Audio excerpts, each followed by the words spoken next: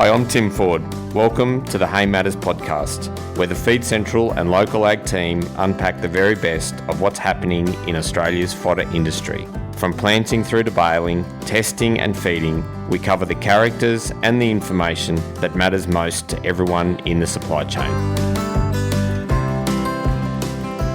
Good afternoon, it's Steve Page here from Feed Central Local Ag, and I'm here today with Wade Alexander, presenting him with his Queensland Visual Lucerne Hay Award and his Dual National Visual Award. Congratulations, Wade, and thank you for having me again. We have known each other for nearly 10 years and have presented you with a number of awards during that time. Could you please tell the listeners about your farm and how you've arrived at this point? Yeah, thanks, Steve. Wade Alexander, Mundubbera, Queensland. We're approximately 2.5 hours west of Mundubbera on the Burnett River. And ironically, Mundubbera means watering place of three rivers. So we're Mundubbera, Boyne and Auburn River. And the three run, well, you got the two that meet and join at the Burnett. And we're just to the north of that meeting place of those river systems. We don't pump out of the river. We pump out of underground water, i.e. the bores. Years ago, a lot of the river licences were sold off, so we just use the bores that are on farm.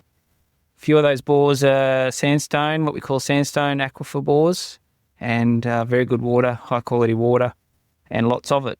But yeah, so how we come to Mundubbera, I'm a son of a poultry farmer, and many years ago, approximately 2011, my father bought a place out here and wanted me to manage it. Originally, it was just a cattle block, and we had a flood in 2013, which changed the course of history, you could say. We lost everything. We had a 3-month-old at the time, and we lost tractors, trucks, cars, cattle, anything that wasn't bolted down, floated away. So we started again. And when we started again, we did change our business mindset into somewhere where we should spread our risk a little bit more than just cattle and concentrate a little bit more on the asset that we had, which was the irrigation. And that's where we started growing some lucerne. Now, I had zero experience. Chook farming is completely different to livestock and growing hay. Originally, the only livestock experience I had was I was a mustering pilot, and before that, absolutely nothing. So it's all been a very learning curve, a big learning curve, in fact. And having an engineering background, being a engineer by trade, it sort of helped the foundations in a pathway to mechanically understanding the machinery and what was required for hay production. And that was it, and a lot of lessons learned since then. And Wade, so you're talking about your machinery side of things. Can you describe what machinery you have, your rakes, your balers, and why you chose those? Yeah. So originally, when we started doing hay, we were just getting a contractor in to do the mowing and the raking and the baling, purely because I was so new to it. And I mean, I was not to know what was required or how long it took to dry hay or anything. It was completely from scratch. So I just relied on other people and listening to them. And I mean, we are in a hay growing area, but it's not a large hay growing area. There's a lot of citrus, there was piggeries, there was dairies. But those that did have and did grow hay in the area, I took on board what they were saying and learnt from that too. So it was a bit of a learn as you go. I figured that trying to match your mower with your rake was ideal. A lot of people had oversized mowers and little rakes, and to me, I just looked at that and it didn't make sense. So I started matching my mower with the rake. So I ended up going a 3.5 metre mower and a 6632 Coon twin rotary rake, and they just seemed to work together quite well. We could put 4 windrows into one, and then we were doing that round baling. And after a time, we had shed-fulls of round bales, and we weren't selling them. And the thought was entertained that I should go into big squares. And now that was unheard of in our area, purely because we're just a small hay growing area. There was no such thing as anyone having a large square bale. It was just tend to be laughed at. But to my father's credit, and we end up taking that risk, and we bought a large square bale, a John Deere one. I've sort of been a little bit green ever since my childhood. Had dreams of having a John Deere tractor and a John Deere baler, so that dream did become reality, and we ended up getting the first L340 John Deere baler into the country. And I still have it to this day with 30,000 bales on it, and still going good, still going strong. And we started making big square bales. Now that come with its own challenges. Moisture had to be regulated to a point that it was a little bit, I was a bit unsure of how it would go. And I was told, in our climate, being quite tropical here where we are, we get heavy dews and we get moisture, and I was told that, you're going to burn sheds down and you're not going to have issue with moisture, but touch wood, all that's been controlled, thankfully. So and then obviously we started selling hay a little bit more easily. It was easier to and quicker to get off the paddock, and it stacked better in the shed. It sold to places as far as North Queensland and as south as southern New South Wales and as west as Augathella.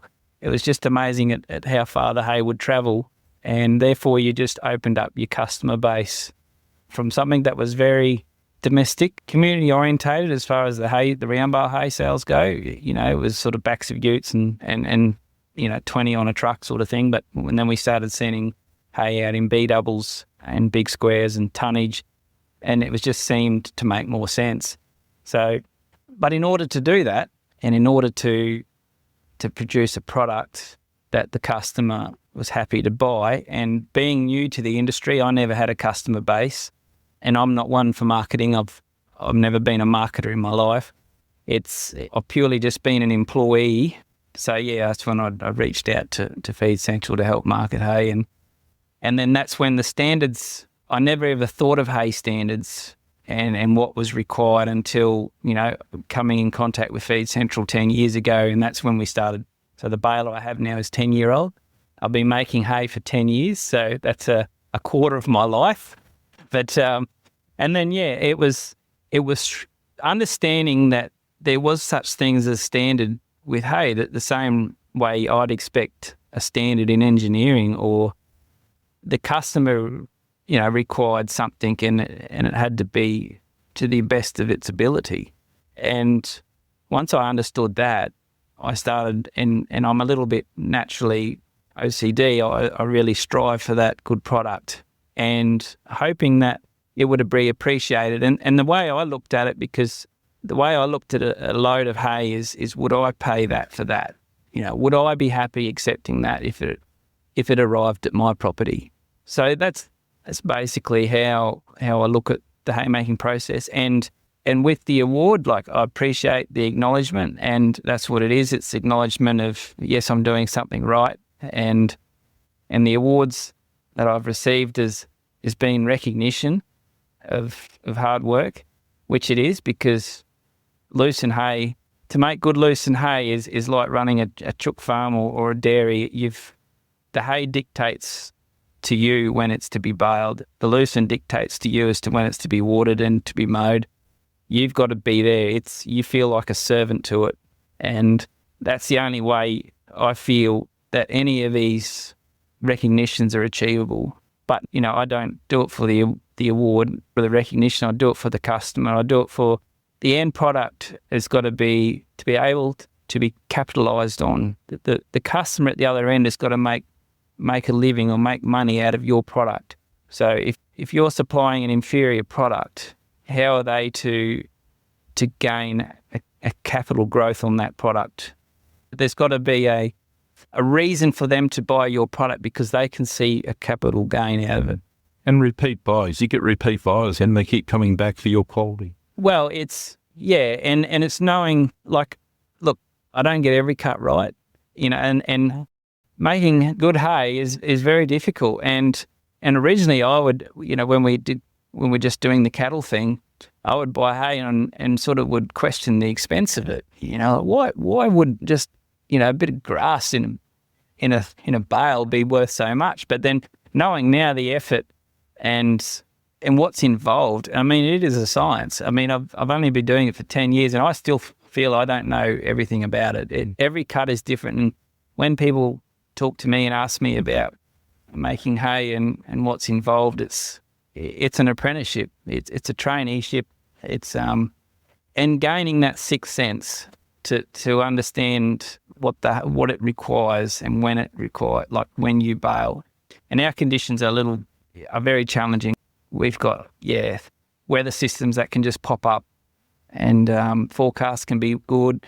You'll have the hay ready to bale, and then you'll get 5 mil shower, and that cut basically goes from very good to very bad. So when you're looking at your lucerne, we've got a stand of lucerne out there now. It's a new stand, and it's just its first cut, so you've got a little bit of weed and that in there. But in a normal cut, like the second cut on that, can you go through the process that you use to select when it's right to cut? You're raking. If you're looking at your windrow, you're 2 days into it or 3 days into drying, you rake. How often do you rake? How far apart? And what's your normal process here to then get it into a bale? And inoculants, so you're a fan of inoculants. Can you elaborate a little bit on that for our listeners? Yes, so weather dictates a lot of things. And I consult with my wife, and obviously we're in a family enterprise here. It's just us. So my wife being a commercial pilot as well, we are fairly intense with the reading of weather charts. So I find dew point, humidity, temperature, wind speed, all dictates when we go to cut hay. If we've got a dry week, so we've got the ground's got to be dry, otherwise you get the hay sucking the moisture up from the ground. So that's one factor. So when was the last time it was irrigated? The maturity of the crop. So we look at stem thickness. Is it flowering? Is it 5%? Does it look like flowering?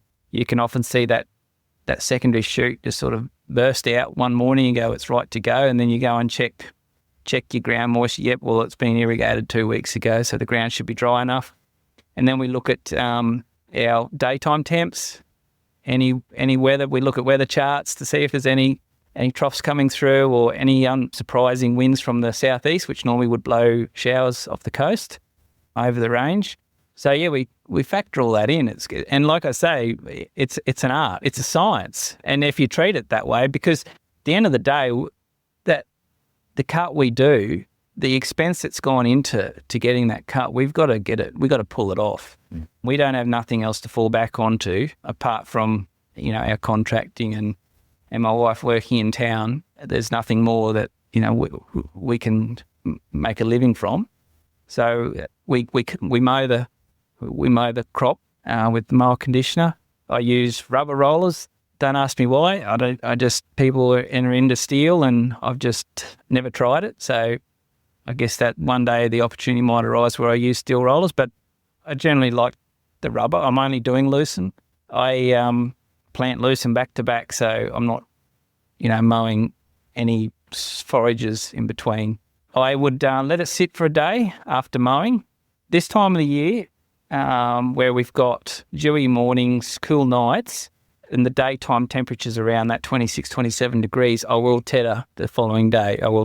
We've got a 9 metre coon tedder, and it'll tedder the 3 swaths, mower swaths, and it'll do a good job. And if you do it within 12 hours of mowing, there's absolutely no damage at all to the lucerne. I will let that sit until that lucerne's just about ready. Now, it'll look terrible in the paddock. Like it'll just look bleached, it'll look ugly, and you think, oh, this is waste. But then you go to rake it, and it's beautiful green. You've only damaged one side of that stem. The other side, or one side of that, the stem leaf mix, underside of it's beautiful green. And when you put that into a windrow and then bale it, it's a very good looking bale. So that's worst case scenario when we're trying to get hay dry in at this time of the year. August, September, very difficult for us to get hay dry. And we'll just rake once, probably put it straight into a windrow, and I'll just use the auto steer to do that with our twin rotary, just up and back generally, which would put 14 metres into one, thereabouts. And in the summer months where we do have issue with bleaching because of purely the sun on the top of the hay with that bit of moisture from that morning dew, we'll just turn the hay a yellow very quickly. So we will rake it rather than tether it. Yeah. So you don't tether. Not in the summer. Yeah, you tether up to what month? End of October? Yes, to October. Yes, and once we start getting those warmer nights and the really hot days with that dry wind, we'll just rake it, and that'll keep colour in it. And if we can stand that hay up in the paddock and get the wind through it, it's like holding a hairdryer at it. Whereas at the moment we don't have much wind, we've got sun, so we've just got to work with the sun. That's why we tether it. We try and get the sun to dry it. And that time of year we get the wind to dry it. Yep. With Feed Central's Local Ag, you can connect with farmers and suppliers across Australia, increasing your market and ensuring you get the best deals wherever you are.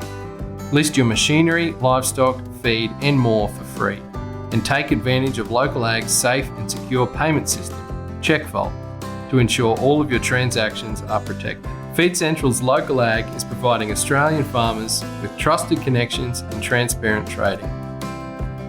So during the summer here, your temperatures would get up to what, your 40s, low 40s? And what about your humidity? Because you are so close to the coast here, your humidity factor? Yeah, so we work on humidity to bale, which is dew point versus ambient air temperature. And that obviously creates a humidity, which is the dew coming in. Now, that's all varies. But it's amazing with the apps we've got these days, and being in aviation, we've got some very good apps, weather apps. So we can look at them and see in advance as to when that humidity or that dew's coming in, which makes life a lot easier than having to go out to the paddock checking it all the time. So we can sort of forecast, okay, on this particular night at this time, all going to plan, we'll be baling. And if it looks likely that there's weather coming in and we're trying to beat a storm, the hay is 90% there, not quite, we will start baling earlier, and I'd run an inoculant. Yeah. And what inoculant? Well, I've been using Silac Extra. There are a few out there. There's a Sovereign which I'm going to start trying soon. Trying something different. What's enticing you to the Sovereign? Few people you would have done your research. Sorry, I know you well enough. I've done a lot of reading. Yeah, talking to people on the coast, they use it. Yep. So if it's be able to use on the coast, I'm pretty sure we'd have a good success rate inland. Yep. And the idea is to put a bit of hay, put a moisture in it, in the hay, in the good hay, to keep it together. Yeah. And with that, can you tell us roughly what's that costing you a tonne or bale, that inoculant at the moment? Oh, look, I can't tell you, Steve. It's it costs us, well, I think it might be, $250 for 50 tonne, thereabouts. Right. But the cost is the peace of mind. Yeah. And if I'm sending hay to a coastal area, I want to be certain that that customer's not going to have a product that's going to cause him trouble. Yeah. So, peace of mind for yourself and for your buyer. Yes. Yeah. Okay. Going back to that, you said, you've come into this industry with very little experience in that. Did you have a specific mentor that helped you set up and get you going, or other than Amy, your wife? Look, not really. It was just something challenging, and I've always been the one that if someone can do it, well, so can I, and it's, so I don't really know how to answer that, Steve, but it's just, I like listening to other people's story and their experience, and then also learning from my own experience.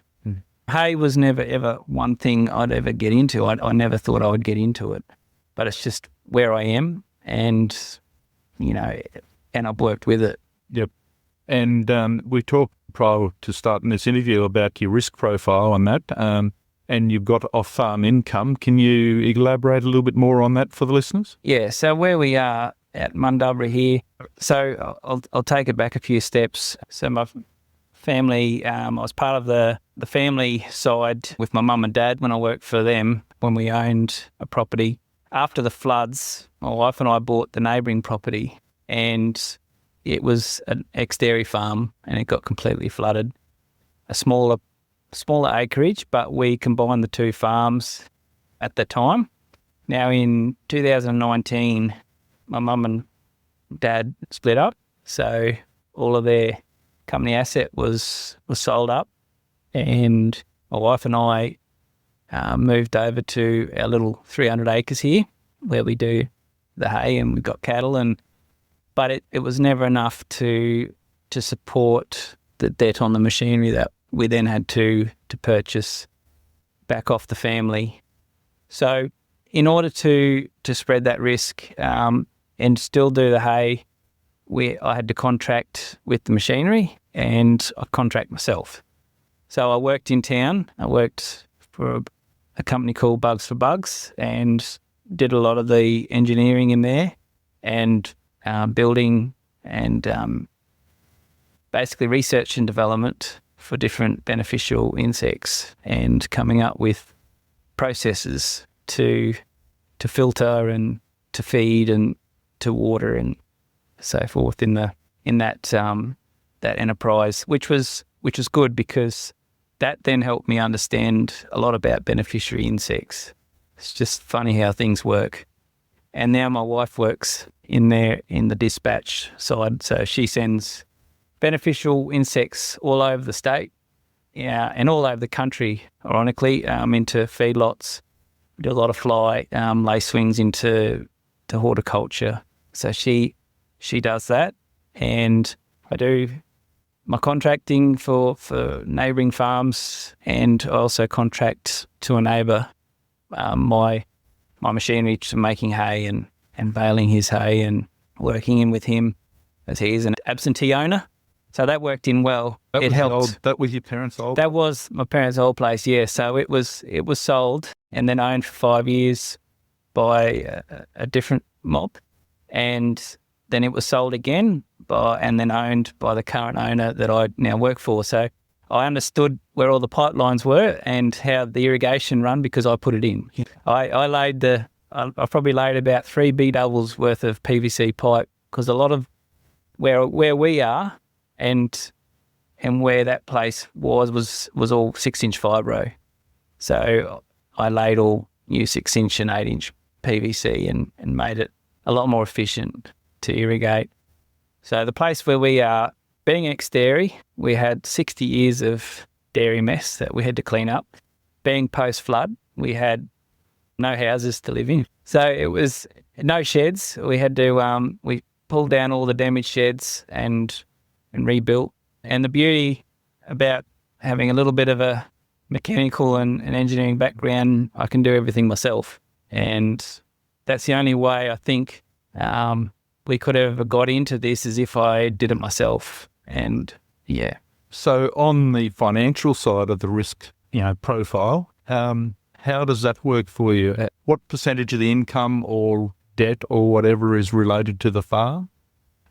And how do you work that to your machinery, that type of thing? Can you explain that? Yes, so with the machinery, it pays for itself with the contracting, luckily, and also with producing hay on farm.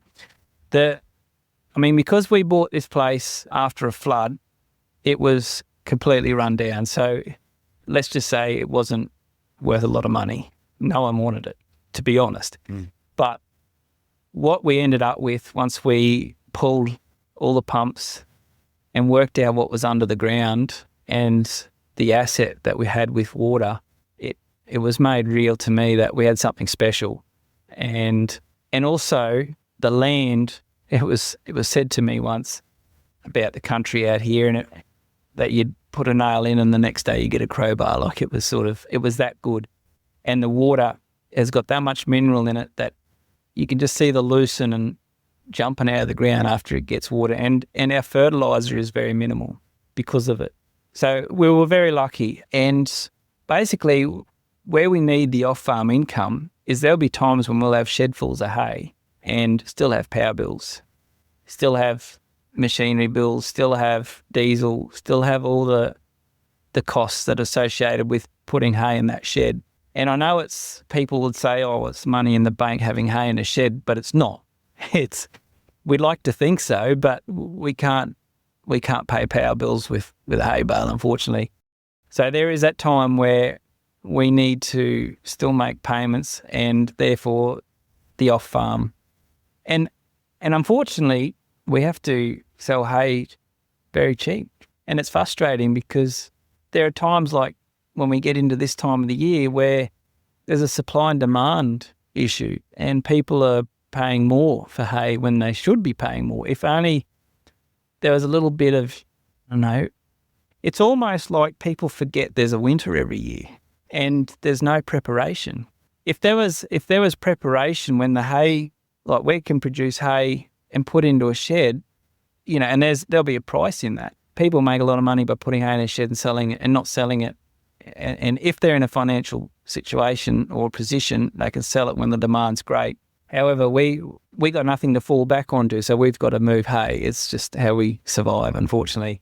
And if only people put a little bit more foresight into working out what they needed for this time of the year, at the start of the year, they would be far better off financially. Instead of paying $550 a tonne this time of year, they could have been paying $450 a tonne at the start of the year when we were trying to make room and shed to put hay in. And I mean, some people do. I mean, that we've got some customers now that do forward plan, which make it very, very good for us. We can spread our financial risk out because we know, we're guaranteed an income in that month, and it makes it a lot easier to manage. But yeah, as far as spreading the financial risk, being in aviation and flying a lot, I assess risk a little bit differently than probably another person would, and that's just purely for my mental benefit, because I'd rather not put myself in a position where the next cut I got to rely on to survive, or else I'm gone. I'd rather have no stress on that next cut. And look, if it does get wet, I could still make hay out of it and we'll still sell. And I may not get top dollar, but that won't be the end of us. And sure, I could probably find another job doing something else, but you hate failure. Yep. So what keeps you getting up every morning? What gets you out of bed every morning for yourself and your family? Well, I like seeing progress and I like achieving something. There's nothing like walking outside and seeing a green farm. Yes, it's expensive to make it green, but it's an achievement. And I like, obviously people see and come and pick up hay and go, oh, look, it's so nice down here and a nice spot. Yeah, and that's what keeps you going, is to keep maintaining that. Mm. You have got a beautiful spot. I've told you in the past, like I come over that ridge and I just look into the west, and as soon as I come over that ridge and see your place, it always looks brilliant. It is a beautiful little spot in here, and I love coming out and visiting it. So. Yes, but it is on a river and it does flood. Yeah. And that's something we've got to keep in mind. Although the 2013 flood, it was, one of a kind. I don't think it ever reached that height before. But we have that in mind, and we have ensured so. Like we did learn a big lesson. And if you expect a disaster, it's generally not going to be a shock. So if we ensure expecting a disaster, hopefully we come out of it not too bad. We pause our chat with Wade here and come back next episode for the rest of our conversation, where Wade tells us about the disasters they've faced, what mitigation projects they've embarked upon, the 3-year planting cycle he uses with the Lucerne, and his plans for the future. Thank you for listening to the Hay Matters podcast. If you're interested in sponsoring the podcast or getting your brand in front of our national audience of 20,000 plus farmers, growers and agribusinesses, get in touch with the team at Feed Central to find out how. This podcast is proudly presented by Feed Central and Local Ag. Stay tuned for upcoming episodes.